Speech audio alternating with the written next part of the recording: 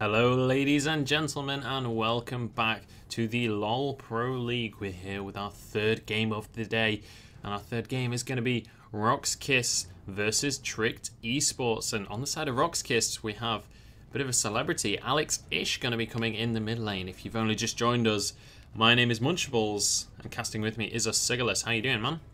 I'm doing really good, and I'm very excited to see this game. Obviously, yesterday was actually the first day of play for the LoL Pro League, but wasn't streamed. So RoX.KIS played 2 games yesterday. They won both of them, once against Hard Random, who we saw lose out against Aces High in the last game, and once against Virtus Pro, who we haven't seen actually play on stream yet. Tricked Esports has played 1 game. They lost to Thunderbot Sparta yesterday. So RoX.KIS definitely looking like the favorite coming into this, but I'm very excited to see if Tricked Esports can actually pull out a win here.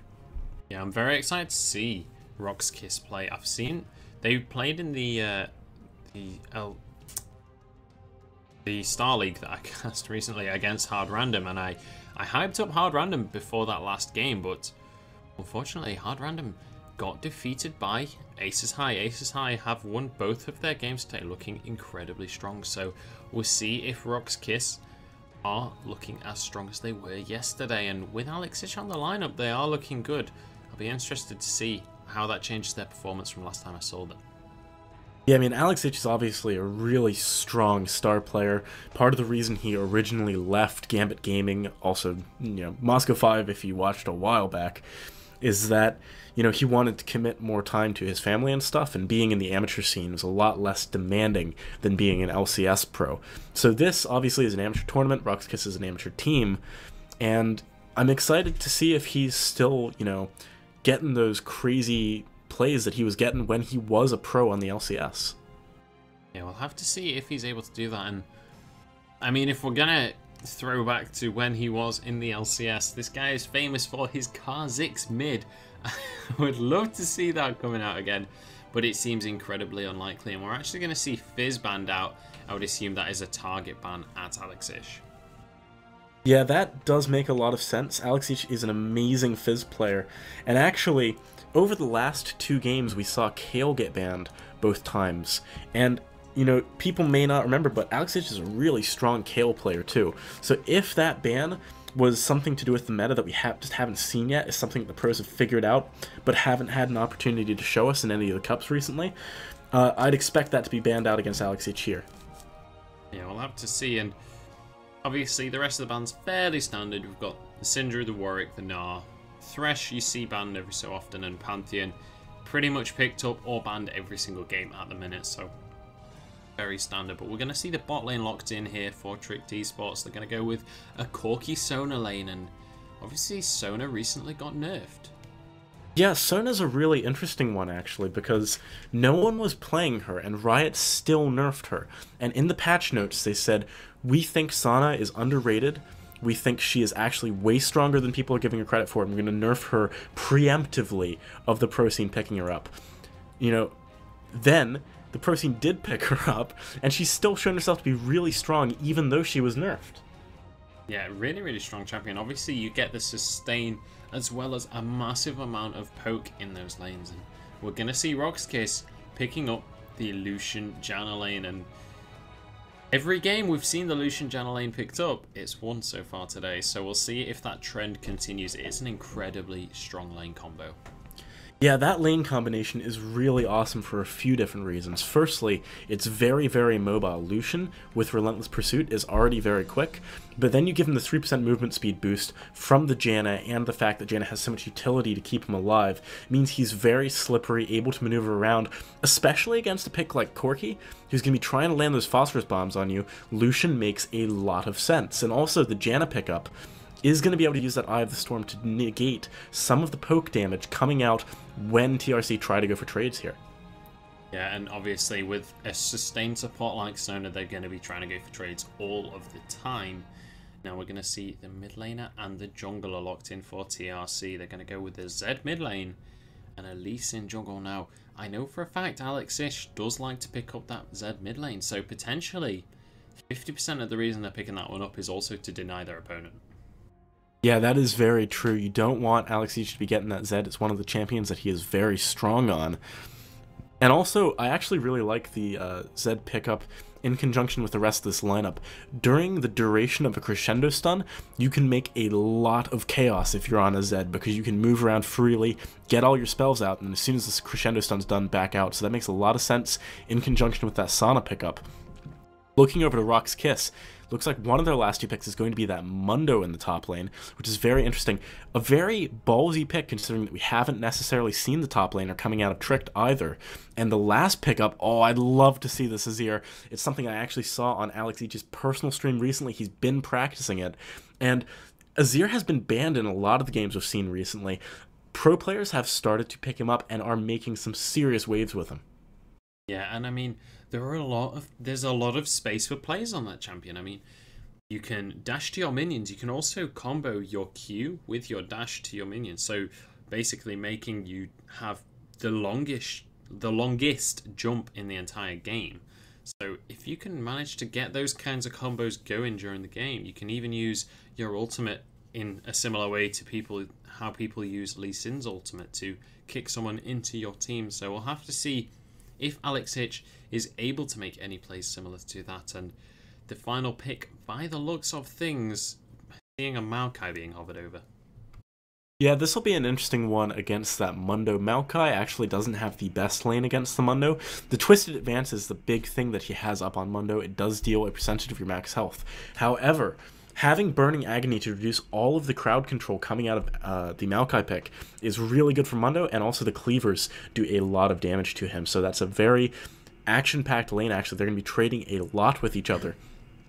Yeah. Overall, these team compositions are very interesting. The one coming out of RoX.KIS features a lot of champions we are not frequently seeing at the highest level. Azir gets banned so much that we don't see him often. Mundo hasn't been picked up a great deal since when he had his time in the limelight before he was nerfed a while back. Elise fell out of popularity during Worlds and around that time, but has come back in 4.20 due to her ability to really excel in the new jungle. Yeah, and I mean, one of the major reasons that she got basically dropped by everyone was she got nerfed pretty hard. Her ratios got taken down, and as well, they made the hitbox on Cocoon much smaller, so it was harder to land that every single time. And obviously then she kind of fell out of competitive play completely, but we've seen her a lot recently. Obviously, the new jungle has been much more beneficial to her because a lot of the time you can get your Spiderlings to tank those harder to kill jungle minions for you, and it means that you have a much better time in that jungle than a lot of the other junglers do. That is very true, and in addition to having those spiders to tank, you've also got the fact that in spider form, your W gives you some lifesteal and a lot of attack speed, which means that you can actually sustain even better. It also gives your spiderlings lifesteal, which means that they, if they are currently tanking for you, can heal up a little bit and take more hits. You've also got the ability to move through the jungle very quickly due to your repel. Overall, she's just a champion with a lot of stuff on her kit. She does so much. That's typically something we see of these transforming champions like Jace, Nidalee, Elise. At some point in their history, they've all been strong because they just do too much. And Elise, yes, she was nerfed, but in this new jungle, she has found a spot to shine yet again. Yeah, and I think a lot of the strength that these transforming champions have is just purely they have two more abilities than their opponents. It's as simple as that. It's a slightly unfair advantage, and they have to obviously tweak those numbers down so that they're not too ridiculous. And as you say, we've seen that on basically every transforming champion in the game. I am very excited to see this mid lane though. Zed versus Azir. We're going to have Sand Soldiers versus Shadows. How do you feel this lane's going to go? I think it's going to be a really interesting lane, actually, because Azir at level 6 has one of the best ways of dealing with Zed, which is simply to use his Emperor's Divide to knock him back and stop a lot of the pressure coming out from him. Obviously, until Zed picks up a few items, he doesn't have the capability to put enough damage down stacking with his Deathmark that when it pops, it kills you. He needs to also auto-attack you a few times. You know, looking over at Azir, he's got the Emperor's Divide to knock the Zed away from him, as well as the Shifting Sands in order to get himself away. So he's got a decent way of dealing with that all-in potential of Tyranids once Tyranids hits 6, and I expect that this lane actually will go in favor to Alex Ich on that Azir pickup. We're seeing a lot of early aggression coming out from Tricked Esports. They're trying to get onto Dimashka. He could be in trouble, actually. The Sonic Wave lands. Lee Sin has a lot of damage. There's the flash, though, Dimashka. Going to be able to survive, and now the Valkyrie in the bot lane. Salna getting very, very low. Nice little attack there by Raskin, but not quite going to be able to pick that one up. So a lot of early aggression, but no deaths coming out, and one summoner spell burnt from RoX.KIS. Yeah, not having the flash on Dimashka is actually a very big deal, especially if Moarth decides to counter jungle a little bit. It's going to be hard for Elise to compete with a Lee Sin early in the game like that without that flash. So it also means if they go for a 2v2 fight in a lane, Dimashka is committed as soon as he decides to go in for that. He does not have an easy way out except for the repel, and the repel, you know, it needs a target to go to be at its maximum effectiveness. If he has to just repel on the spot, it's a simple matter of waiting around for Tricked. You know, they can just wait until they can go onto that. We are going to see a lane swap coming out of RoX.KIS, it looks like, and this is actually really interesting. It makes a little bit of sense due to the fact that Maokai is going to have a lot of damage onto that Mundo pick, you know, purely due to the fact that Twist Advance does such a high percentage of your HP when it hits you. Yeah, we're going to see, obviously, this bot lane starting off with Gromp, and we see this same AD carry and support starting with the other Gromp at the other side of the map. So, and interestingly, both junglers and top lanes go in with that buddy system, going to be walking around the jungles as a pair. So far, the only lane that's actually happening is this mid lane.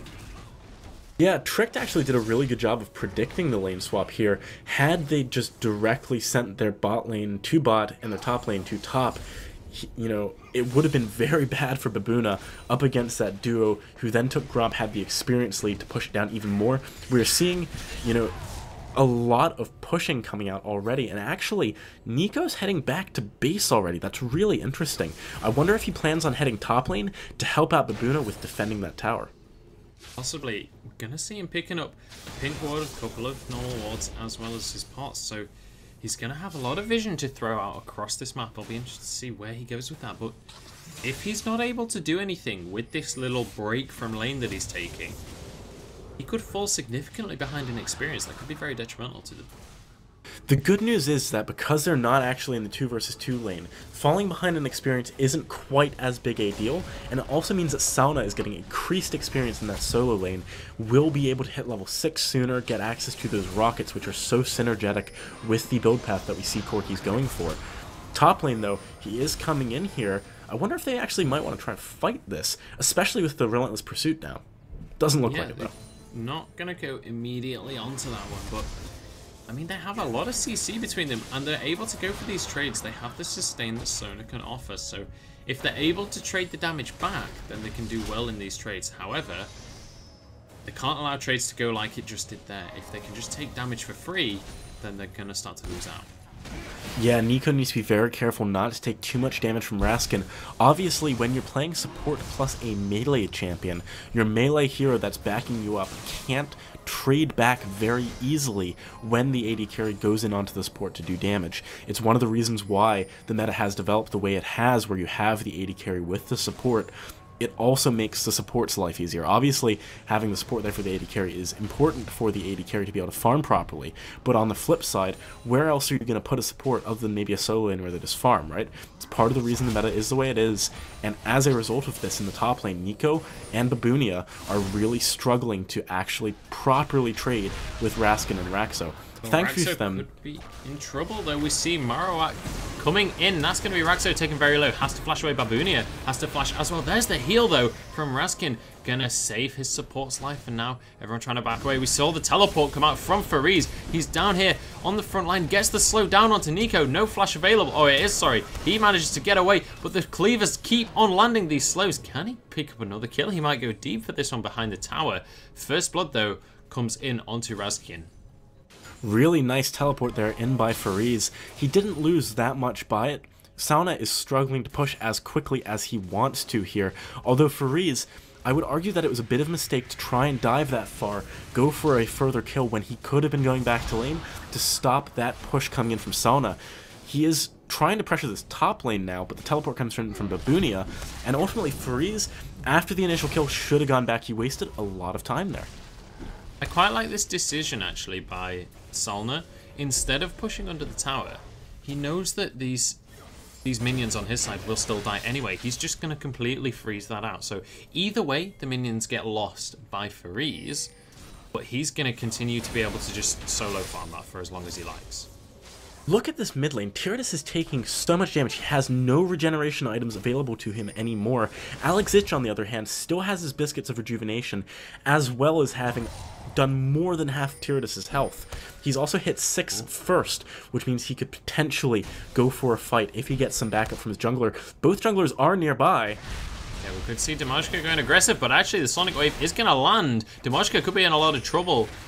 Moath looking like he wants to go for this. Uses the ward jump. Can he land the Sonic Wave? No, he can't. The repel comes through. Alex Ich going to save his life there. The death mark is going to go down. A really nice exhaust. Going to keep him alive there. And nice defensive play there from Alex Ich to keep everyone alive. Yeah, that was really good, and we see there part of the reason why Alex Ich decided to go for that exhaust. Obviously, later in the game, once Tyradus has some items, Azir is a very juicy target for that death mark. Picking up exhaust means that he's going to take a lot less damage from it. I also really like this from RoX. They decided to swap back to that bot lane. Sauna not being quite prepared for that, not having good enough ward coverage in the river due to his support not being around, took a ton of damage, is going to have to go back, and now he's going to lose lots of minions to that tower, catching up Raskin in that bot lane CS duel. Yeah, he is staying in lane here. Obviously, the Sona is going to arrive back. Sona's still level 3, though. If Sona gets caught up by a Howling Gale, she's going to be burst down so quickly by Raskin. Yeah, I mean, Sona actually has one of the lowest base stats in the game, so if they decide to go onto her, she is very squishy. She doesn't have exhaust off cooldown quite yet. It could be an area that RoX are looking to exploit something here. Tyradus in the mid lane, managing to nicely get away from that gank from Elise, though. Speaking of RoX exploiting it, we're going to see the Dragon potentially started off here. Looks like they are going to go for this one. No vision here for the side of TRC, and with the AD carry heading back to lane, the jungle has just gone back as well. This is going to be a free objective for them. Really nicely timed there, actually, getting that dragon when there was no vision available and no teleport available from the top lane, for example. They did a great job there. Top lane, I want to talk about this real quick, because obviously there was that lane swap, and Fariz picked up that early assist. His CS isn't doing that great, though, although that was a really nice combo of Burning Agony to kill the minions under the tower. But we actually see a tower falling there. Or sorry, not a tower. We saw Azir getting picked up by Tyradus there. Yeah, not very good by Alex Ich getting caught out there. Obviously didn't have his exhaust available, and Deathmark wasn't actually used. I didn't quite get to see what happened there, but good pickup there in the mid lane by Tyradus. Yeah, it was really nice. Obviously, not having Emperor's Divide makes it difficult for Alex Ich to escape, and if you position yourself, if you look at the flashes, they're both on cooldown right now, if you position yourself in front of the Shifting Sands, it means that when Azir tries to dash away, he actually collides with you, knocks you up, which, yes, the CC is annoying, but he gets far less distance from his dash, can't get as close to his tower, and it becomes easier to pick up that kill. Yes, indeed, and we're going to see the culling coming out actually in this bottom lane. Raskin just wanting to head back to base, and we're going to see he has 900 gold. I would expect him to pick up that pickaxe, getting a little bit closer to that desperately needed Infinity Edge. Yeah, Infinity Edge is a really important item for him to pick up. As Lucian, your passive Light Slinger gives you double auto attacks every time you cast a spell. Those can crit, so Infinity Edge becomes doubly as effective. Alex just needs to be careful of Moarth here. Well, I don't think Moarth realizes that he's going for the Wraiths. Yeah, I'm not sure. Obviously, Moarth doesn't have any vision there. He's now been spotted out by a Horde. Throws out the Q, not going to be able to get anything. So, a lot of time actually wasted there by Moarth. Yeah, not ideal for him, and actually Alex Ich did something really cute with the Azir Sand Shoulders because they increase your range. He was juggling the aggro between himself and the reset, and he was doing more damage, so he didn't take any damage from the Razorbeak. It's a really nice way of making sure that you can continue CSing whilst you're away from your lane, but not take any damage, so when you return to lane, he's not in danger of Tyradus going on him. Yeah, so nice play by him. Obviously, you can see he's been practicing this champion a lot, and I'm amazed at how sort of passive this game has been so far. With champions like Zed and Lee Sin and Corki, you would expect the early game to be quite explosive, but still 1-1 at this stage in the game, and the gold completely even. Obviously, that first dragon going across in the favor of RoX.KIS. We'll have to see if they're able to get the second one. But the Howling Gale going down in the spot lane. Nice little sidestep from Razkin to dodge out from that Phosphorus Bomb and just winning out that trade. But obviously Sona in lane, they're going to be able to sustain that health back up. Yeah, they will be able to sustain it back slowly. Sona still is not level 6. She really needs to hit that soon. Son, on the other hand, is actually level 8. He got so much free experience, and that's part of the reason why they're still doing a good job in this lane, rather than being completely crushed. But in this middle lane, there's so much jungler pressure. They're really trying to make something happen. It's very interesting. And, ooh, bot lane, that culling was really good. They might be able to put some pressure on its tower, especially now that Damashka is roaming downwards. Yeah, they are going to head back to base on the side of TRC, and if they do, they may well lose this tower. We're going to see both junglers heading towards the spot lane now. This could be a fight to the death underneath this tower, maybe even see a dive. I would expect the RoX.KIS to back away from this one. Obviously, don't want to go underneath that tower just yet. Nobody particularly tanky at the minute, but are going to get some damage down onto that tower. Yeah, meanwhile in this middle lane, even though Tyradus picked up that early kill, look at how strong the harass is coming out of Alex H's Azir. He is really struggling to stay in lane at this point, and you know, Tyradus has an opening basically as soon as he gets back to lane with this new item to try and make something happen.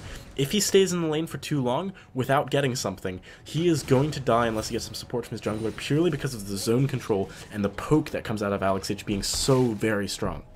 Yeah, and Alex is just showing how strong that is by taking away that first tower of the game, and on his own as well. It's not like he did that as a rotational play because things are happening elsewhere on the map. He was able to just simply shove Tyradus out of lane and take that objective for himself, and with that middle tower going down, that's going to open up a lot more of the map for RoX.KIS. Yeah, it is going to open up a lot of the map, and with someone who's as good at picking as Elise, that is a very big deal. You know, talking about this Azir pick in the mid lane, one of the things that makes him so strong is how good he is at pushing. The Sand Soldiers not only clear waves very quickly, as does his ability to move them through. His Q ability obviously stabs with those Sand Soldiers, but Arise, his W that produces a Sand Soldier, also has an additional effect where you can use it directly onto a tower to deal damage to it. It's incredibly good at pushing. Going very aggressive in this top lane. Babunia could be in trouble, and I believe he's going to be able to get away though, using those knockups effectively to negate that engagement. It's going to force Babunia back to base. Yeah, Fariz missed a few of the cleavers there. It kind of stopped him from chasing onto it as much as he would like. Obviously, both top laners running with that teleport means that there's not a great deal of kill potential in that lane. Dragon's coming up in 40 seconds now, and it's going to be interesting to see whether or not RoX can secure the second one as easily as the first. Tyradus is quite weak at the moment compared to Alex H in a straight-up team fight, but if he can get onto Alex H in this mid lane and get the kill before he's poked down too much, they might be able to contest the dragon. If Alex H, on the other hand, pokes down Tyradus before they go for the dragon fight, it's going to be so difficult for Trick Gaming to actually get in there. Nice little jump backwards from Alex H, dodging out the Sonic Wave. That's the second time we've seen that happen this game. And Alex H so far doing an incredibly good job of trying to poke out Tyradus, and if they're able to do that, Dragon has just spawned. Really good vision coverage from RoX.KIS. Not too many wards around that area from TRC though. Yeah, and RoX.KIS actually picking up their second tower now.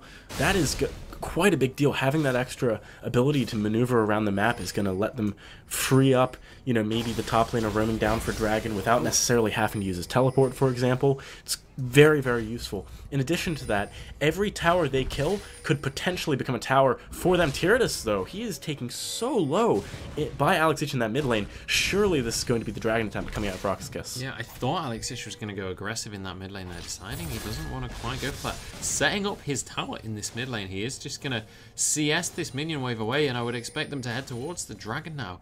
With that tower set up, there's not really going to be much counter pressure. Tyradus still not been able to go back to base, doesn't want to lose these minions. And actually, we could see RoX.KIS's jungler and support in a bit of trouble. Nice CC coming out from Damashka, just going to stun up Morrower. That's going to stop any engage coming out from them, but definitely setting up, looking like they want to have this dragon. In the meantime, Babunia pushing out this top lane, does have teleport available. But we've seen Fariz actually just walk straight down towards this. He's wanting to secure this objective for his team. Looks like they're going to get that. I would expect the teleport to come out from Fariz. Actually, no, the teleport comes down from Babunia. trying to start that fight off, but the crescendo doesn't do what it needs to. Fareez trying to flash cleaver onto Zed there, not quite going to be able to land that one, but the tenacity as ultimate gives him, it's going to mean that that Blade of the Rune King isn't going to slow him down enough. Marwath in a lot of trouble, has to jump away from that one. This could even be a middle tower taken down as well as the dragon. Yeah, that would be a very big swing in favor of RoX.KIS. They're already doing nicely when it comes to taking these towers. However, really nice return play by Tricked. Actually going for both that bottom and top tower afterwards means that they're still going to get a little bit out of that failed exchange. God. They take the inhibitor tower off of nothing. They didn't even kill a single member of TRC, and they're able to just take that free inhibitor tower. That was a huge play from RoX.KIS. Yeah, that was really, really nice, and Tricked really wanted to get an engagement there, but unfortunately, without the crescendo, they couldn't really make it happen. That was amazing play by RoX.KIS, very good strategic play, knowing exactly how much they could bite off, and as a result of that, you know, they're not that far in the gold lead, they're only 1,500, but with those two dragons, which used to count towards gold, the advantage is bigger than it looks. Yeah, and now that they do an extra 15% damage to minions, it's just going to mean it's that much harder for TRC to get any kind of counter pushes going. That's exactly what RoX.KIS want right now. They want TRC to have to play defensively because look at their team composition. They have so much poke coming across that line.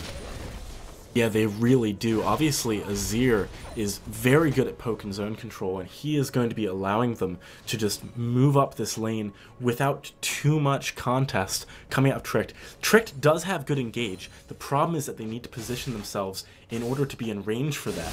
You know, Maokai needs to walk close enough to get that twisted advance. You need to see Sona getting in with very low mobility to land that crescendo. And Lee Sin has high mobility, could potentially insect someone back, but there's a lot of escape potential inside of RoX. It's hard for Trick to make use of their engagement here. We'll have to see if they're going to be able to do that. And I mean, I can't believe how action-packed this game has been considering it's only 1-1 right now. Yeah. We've seen a lot of fights, but barely any deaths. And actually, we've got a bit of a death brush going on. Nico and Salna in the spot lane, but Raxo smelling a rat there, throwing out the Howling Gale. That's going to deter that from happening. Yeah, RoX need to make sure they don't let anything like being caught out like that happen. It would not be good considering that at the moment they're in the lead, but not by a great amount. This could turn at the, you know, tip of a hat. It could be very quick to go back in favor of Tricked, so they need to make sure they control their vision properly and don't fall prey to any traps coming out Tricked. If they're going to be able to do that. Some big items coming out across the board now. Ooh, Cocoon just going to miss out there from Demotion, but you're going to see Infinity Edge has been finished by Lucian, Trinity Force has been finished by Corki, so both of those two feeling incredibly strong at the minute. We've seen Morella Nomicon first item on Alex Ich, as opposed to the Ghost Blade and the Buildwater Cutlass on Tyrannus, so those two both looking to maybe make some plays. They got a lot of damage on each side now, so I mean, this game is still incredibly even gold-wise, but the thing is, with that inhibitor open, if RoX.KIS can win a teamfight convincingly, it could be disaster for TRC. It could definitely be disaster, and I think the thing is that as this game goes longer and longer, RoX just get further ahead compositionally. The Azir is so ridiculously good in that late game. Also, Elise's Cocoon but goes up to a very long duration stun. Malrath could be in trouble here. He's going to be able to use the Dragon Rage. They're going to kick Alex Ich away. He's going to be able to survive another day there. That was very close, and actually, had he not dragon kicked, he definitely would have died. That cooldown's now not available for a little while here, and this might be an opportunity for RoX to try and do something. That dragon kick with an insect combo or something like that might be one of the best ways for Trick to actually make a proper engagement. Everyone else is too telegraphed when they go in. It's obvious when Maokai wants an engagement. It's obvious when Sana wants a crescendo, right? On the other hand, Moarth on Lee Sin is not necessarily obvious. He can go in quite rapidly. Not having the ability to do that means that RoX can read what's going on with the engagements of Tricked and back away accordingly. They have really good kite potential and the ability to just back away safely if they know that something's coming for them. Have to see if they're going to be able to force any engage. That Dragon Rage nearly available again. Not too long of a cooldown, obviously. not as short as they'd like, but able to just play it safe for now. It's going to be up by the time Dragon respawns in 50 seconds, and we are starting to see RoX.KIS heading over towards this area. They're wanting to try and take vision control. There's a deep ward into the blue buff, and Alexish, look at the damage he's throwing out onto Mawarth. Ridiculous. He does so much right now, and he doesn't even have that many pure AP items. It's just attack speed and a small amount of AP. It's crazy how much damage Azir does. This is why we see him banned so frequently. And talking about this dragon that's coming up in, very soon, if RoX get this, they get 5% movement speed from Dragon, 3% from Janna, and they're on their way to that 5-stack. It is a dragon that Trick cannot let them have if they want to come back into this game. Yeah, and I think the number one thing, it's something we've talked about before about Azir. It's not just the fact that he does damage, but the zone control his Sand Soldiers offer him as well. Yeah, obviously having those Sand Soldiers be untargetable and unkillable means that he is able to produce so much zone control because you can't actually clear out those zones. Oh, Crescendo though. Yeah, we're going to see a little bit of an engage going. The cocoon finally lands. That's Babunia on the front line. Mawarth gets absolutely burst down. Now Babunia on his own. The exhaust is going to stop him doing anything.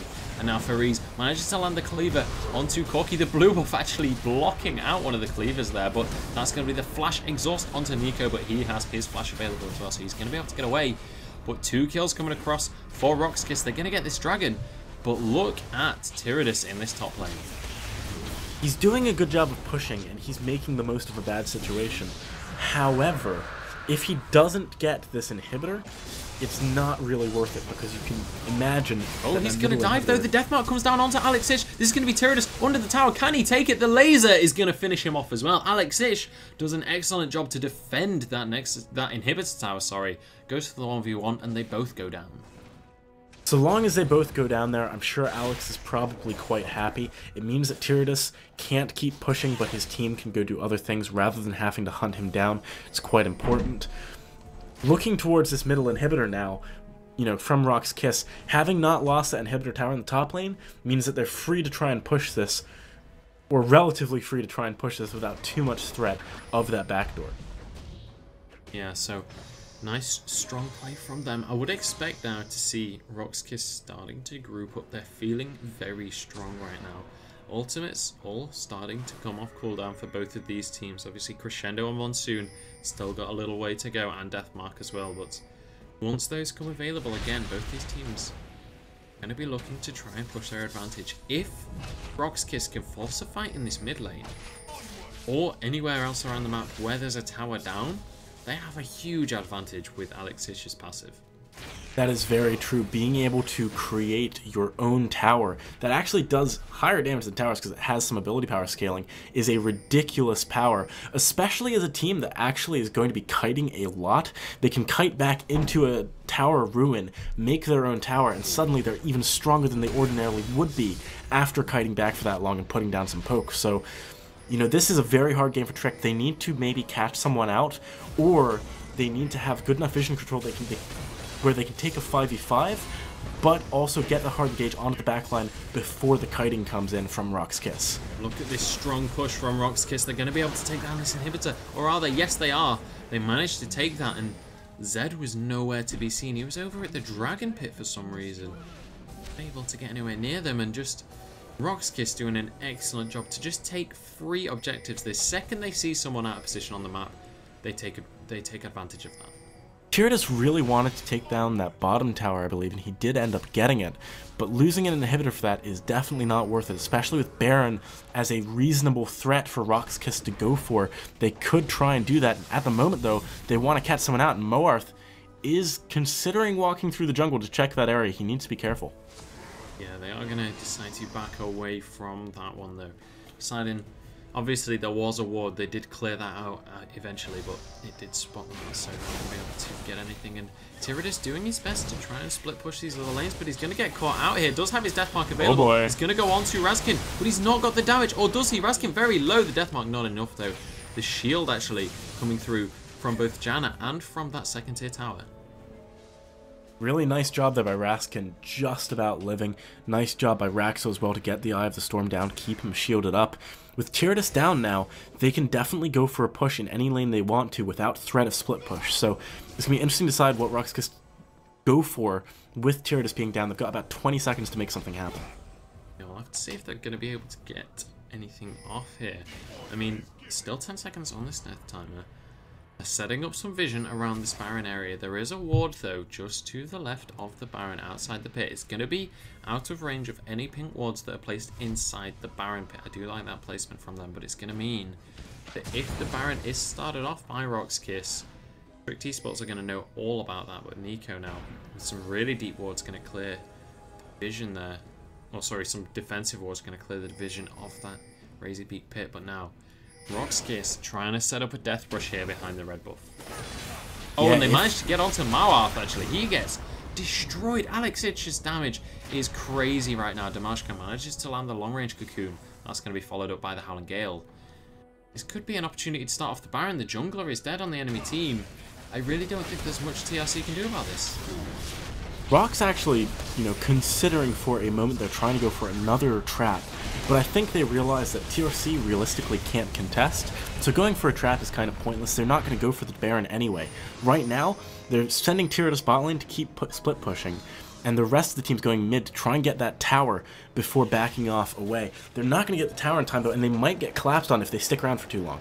Yeah, we're going to see Alex Itch heading towards the spot lane to try and defend this out. It's already very low. Can he go on this? No, he can't. Tyrannus going to be able to take that one away. Alex obviously not wanting to go into an unfavorable fight and just end up dying there. Not an eventuality that he wants to entertain, but now we're going to see RoX.KIS heads up towards this top lane. They have the Baron up minions, but now we're going to see the fight between Alex Itch and Tyrannus. The nice Zhonya is going to block out the death mark. Tyrannus taking a lot of damage. There's the exhaust. Dimashka comes in. Alex Itch with the long range Q is going to finish that one off. And this top lane tower is so low. One more auto attack will kill that. We'll see if they try and rotate around. They are just going to head back to base, but that is going to stay that low for later when they try and siege it again. Yeah, unfortunately, your inner towers do not regenerate health. They do have a shield that they will get, and that shield will come back for a little while shortly, so it won't be quite one auto away from dying. But the tower will be very low for forever now, and it's an easy pickup for RoX.KIS when they decide to go for it. That bot lane fight was really interesting as well, because Tyrannus knew that Alex Itch did not have his passive. Alex could not resurrect that tower, so he tried to go in during that time, but a great Zhonya's blocked so much damage coming out of Tyrannus that there's just nothing he could do. Yeah, really well played by Alex Itch to just stall that out until Damashka could arrive and help him out, and that is going to be the 4th dragon of the game coming across onto RoX.KIS. And Trick T-Sports not even managing to pick up a single dragon, but this could be Nico getting caught out. There's the cocoon, it does land. Alex getting the long range damage, but not going to be able to follow up on that one. Don't want to do anything too risky. Definitely don't want to throw this lead that they've slowly but surely built up here. 4,000 gold ahead right now, and they're heading towards this bot lane. Yeah, they're doing a really good job of playing very conservatively, but still taking a lot of edges wherever they can. I have to say, RoX.KIS may be benefiting here from the pro knowledge of Alex Itch being back in the LCS and having to play these very, cautious games in LAN events, that kind of thing. If you're in the finals, you got to play cautiously or risk it all. Come in, he tries to get the insect, but he's not going to be able to do it. The repel comes out from Damashka. He's in a 2v1, but now his team has arrived. The crescendo only going to land onto Alex Itch, but he's able to Zhonya's. There's the exhaust onto Tyrannus, but he has melted. Double kill comes across onto Raskin. The Monsoon going to keep him alive narrowly. This is going to be the inhibitor tower going down. 2-0 in that fight. A second inhibitor. They're going to be able to go up towards the mid lane to take that one as well. Really nice fight there. That Monsoon just barely saving Raskin's life. Yeah, I mean, they probably could end here. It's a 30-second delay on Tyrannus coming back. We see Babunia going in. He's going very aggressive. Freeze has his ultimate ticking. That's Mawaf trying to do what damage he can, but they're going to focus down onto this Nexus tower. The Howling Gale going to keep them away, but they've managed to defend the Nexus. Now they go in for the fight. People are dropping like flies here. Alex Itch on the front line. He goes down as well. That's both carries dropped now. Raxco going to be able to get away from this on. Mawaf trying to chase on, but Mundo is not the target that he wants to follow. Managed to get 2 counter kills, but that was not worth it for the inhibitor tower. Oh, for the inhibitor, in fact.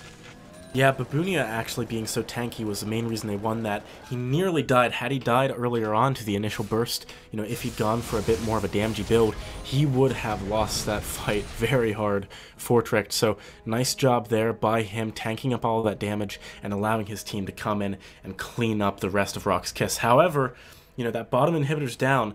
There is a stat somewhere about the fact that if the bottom inhibitor is the one that falls, you have a great chance of losing that game because it's so far away from the Baron buff. We are seeing Dimashka in a bit of trouble here, though. Babunia walking straight underneath his tower. He is not afraid to tank that right now. Mawath getting caught by a cocoon, but he's going to be able to safeguard out of there. Now, Fariz on this front line does have his ultimate ticking. He's going to be able to regen that health. And now Babunia in a bad spot. He goes down. Culling comes out there. Alex Hitch going to pick up the kill. And now, with one man down, RoX.KIS looking like they're in a really good position to shove out this mid lane. Going to be able to get that inhibitor, possibly even rotate up to the top lane and take that tower, but I don't even know if they need to right now. 30 seconds still on this top laner, but Tirad has done an excellent job to push out that bot lane so that they don't have those super minions knocking on their door. Yeah, that was a really nice call to push out the bottom lane. Obviously, the super minions would have arrived at the Nexus towers as that push came out had he not done that, and that would have been devastating for Tricked. So really good job there. Nice rotation at the top lane. That tower was obviously only a few autos away from dying. Picking that up by RoX. They are in such a solid position. It's also really misleading. Ooh, Sama in so much trouble. He's not going to go down. Manages to flash away from that one. A nice crescendo